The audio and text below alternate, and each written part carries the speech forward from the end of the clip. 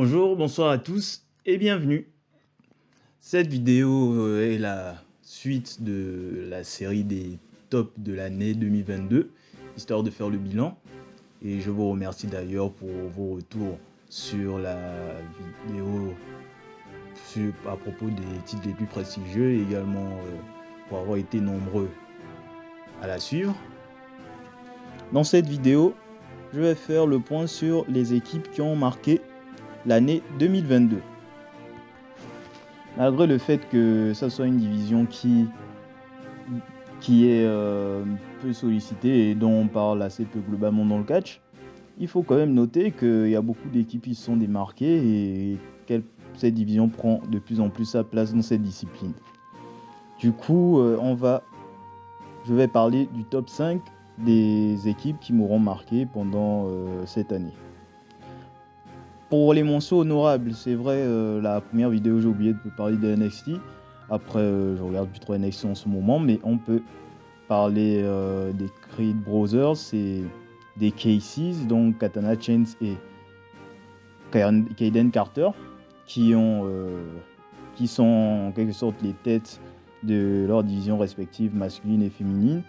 Et également, bravo pour eux d'avoir remporté le championnat, même si les Creed, ils l'ont perdu récemment, mais il reste toujours aussi pertinent. Ensuite, nous avons Alpha Academy qui reste toujours aussi divertissant, aussi bien dans les promos et sur le ring. RK Bro, les meilleurs champions tag de Raw de cette année, même si cette année ça a tenu 5 mois et que Riddle se retrouve tout seul à faire son partenaire, le bon vieux Randy. New Day, ils ont encore une bonne année, ils sont assez loin d'être champions par équipe ces derniers temps, mais ils restent toujours aussi pertinents dans leur programme. Et enfin, je tiens à lancer un big up aux Street Profits qui ont également bien performé et qui ont été des challengers très crédibles et très solides, peu importe les champions, que ce soit RK Bro ou les Usos. Et je leur souhaite qu'ils puissent enfin retoucher leur un jour, en 2023. Parenthèse étant passée, nous pouvons maintenant faire passer au top en lui-même. Numéro 5, FTR. Ils ont connu une année vraiment très mobile entre les championnats de la AAA, ils ont remporté le championnat Ring of Honor et enfin finir sur le championnat IWGP Tag Team de New Japan lors de Forbidden Door. Ils ont également enchaîné des masterclass, ils ont fait des bons matchs, même l'un contre l'autre, c'était plutôt sympa, sans non plus être exceptionnel, mais ça faisait bien le café. Cette équipe de FTR qui a été pendant de longs mois premier des classements mais qui n'ont jamais eu leur opportunité, ils ont su être bien présents pour faire des masterclass globalement au vu de leur style. Maintenant, pourquoi ils ne sont pas plus loin dans le classement, justement, c'est parce que il n'y a rien en fait. Il n'y a pas de programme sérieux. Ils ne sont pas challengers au titre tag team. Bon, ils l'ont été en cette fin d'année, mais il était un peu tard quand même. Et ils ne faisaient rien d'intéressant non plus. C'est plus ça qui me dérangeait en fait, les soucis de programme. Et c'est bien beau d'avoir les championnats de la Terre entière, mais à un moment je regarde AEW et franchement, qu'ils soient champions ailleurs, j'en ai pas grand chose à faire en fait. Il manque ce palmarès de récupérer des titres AEW une seconde fois. Du coup, il y a des rumeurs qui disent qu'ils auront bientôt fini leur contrat avec AEW. Est-ce qu'ils vont continuer à rester à Ring of Honor, quand même, rester dans la branche Ring of Honor, ou est-ce qu'ils vont être libres contractuellement d'aller où ils veulent? En tout cas, bref, FTR, c'est une équipe qui m'a fait marquer cette année malgré tout, et j'espère que là en 2023, ils pourront enfin toucher à ces titres tag de AEW. Numéro 4, The Acclaim. Ils partaient de tellement loin pourtant, et rien qu'en 2022, ils ont fait des trucs incroyables. À chaque apparition télé, c'était vraiment quelque chose, que ce soit au micro, même in-ring. Et surtout au vu de leur début à AEW, je me rappelle encore d'un de leurs premiers raps. The Acclaimed is back because Tony Khan knows the deal. We up against two generic guys with no appeal. Yo, hold on.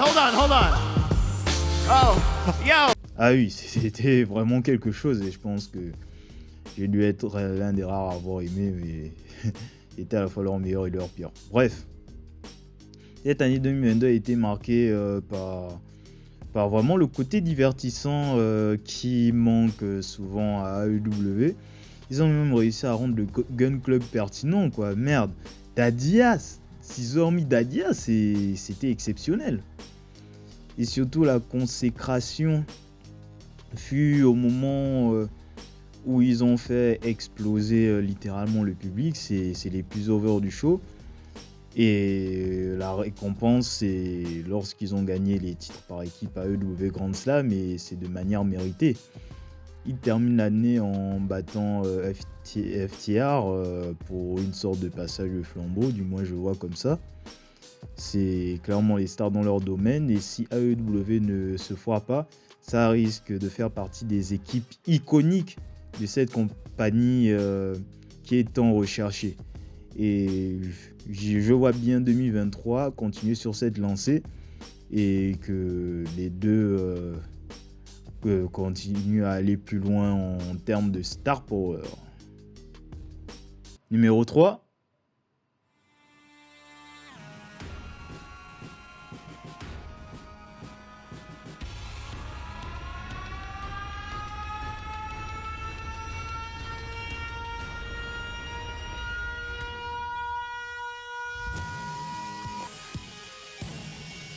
Les Brawling Brutes.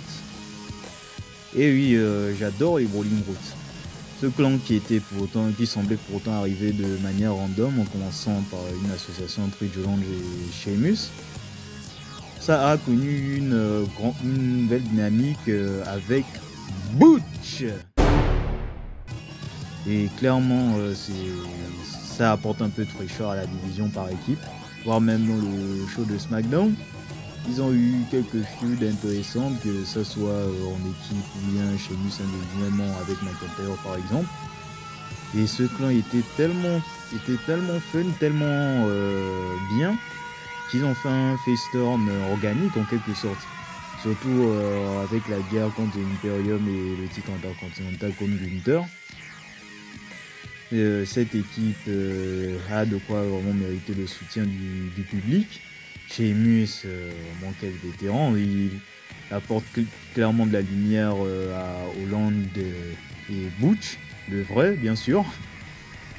Et hâte que ça continue sur cette lancée en 2023 et que Butch et Holland puissent enfin trouver eux aussi leur place.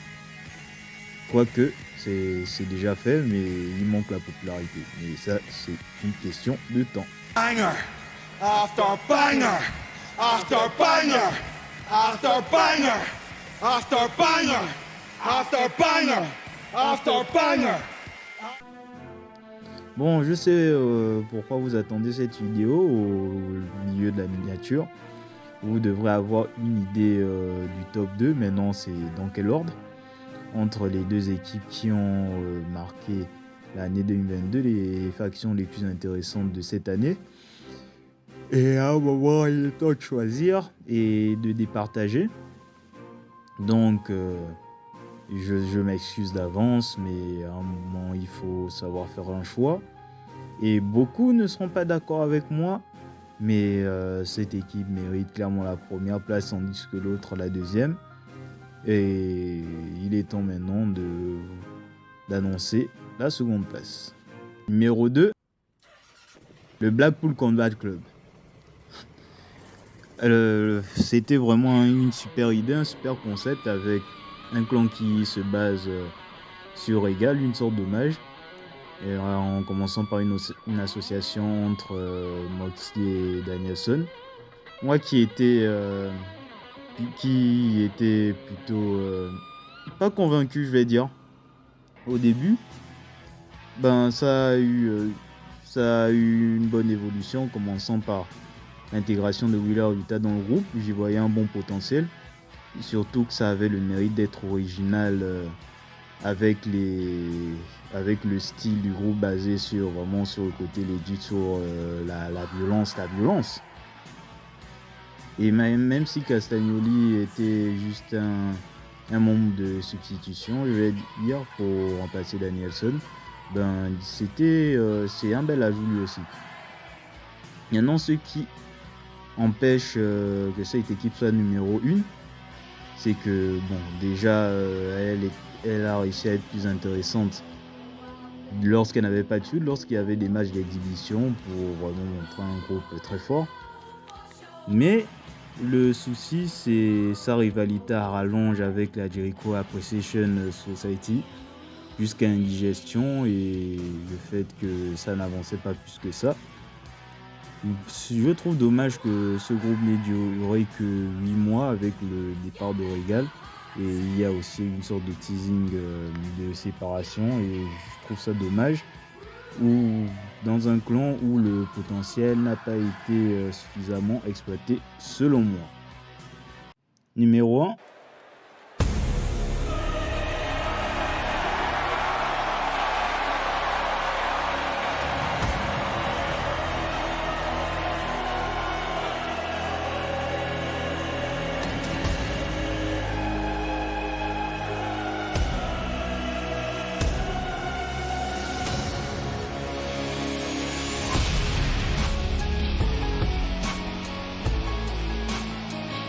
La Bloodline. Ben, c'était clairement le choix évident pour les raisons citées pour le numéro 2. Juste que contrairement au Blackpool Combat Club, ben, la Bloodline c'est une équipe qui ne fait qu'évoluer dans le temps en fait. Même si c'est vrai que ça tournait en rond pendant quelques mois en début d'année par exemple, ben, la Bloodline a réussi à avancer tout d'abord avec l'unification des titres de chaque branche. Ça c'était déjà un plus. Ensuite l'ajout de Sami Zayn dans le groupe et enfin Solo Sikoa qui est le dernier arrivant. Ce groupe a réussi à mixer les moments sérieux et les moments divertissants. Ils sont toujours pertinents jusqu'à aujourd'hui et très très forts et montre clairement que c'est le clan dominant par excellence de la WWE et il sera difficile d'aller les chercher. Une fois de plus, merci la Bloodline et je reconnais que c'est la meilleure équipe / clan de l'année 2022. C'est ainsi que se termine cette vidéo. Je vous remercie d'avance d'avoir pris le temps de la regarder et je vous invite à liker, commenter et partager, proposer votre propre top 5 des équipes de l'année 2022 et on se retrouve pour une prochaine vidéo qui sera le 3e épisode des tops 2022 qui sortira dans le mois. À bon attendeur, salut!